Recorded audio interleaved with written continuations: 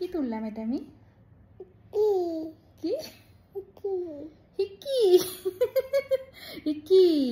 কিট্টু স্নান করার পরে 10 মিনিট এইভাবে থাকবে, আমাকেও ভিজিয়ে দেবে, তো তাও এইভাবেই থাকবে। তো আমি হিচকি তুললাম বলে আবার বলছে হিক্কি হিক্কি।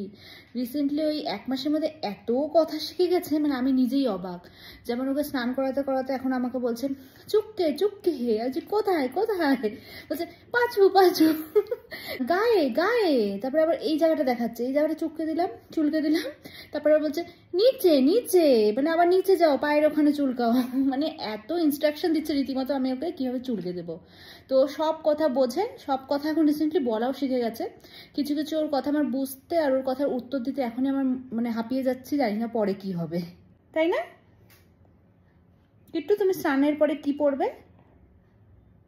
তোমাকে মাম্মা কি পরাবে? গায়ে ক্রিম লাগাবে, তারপরে কি করবে? কি পরাবে?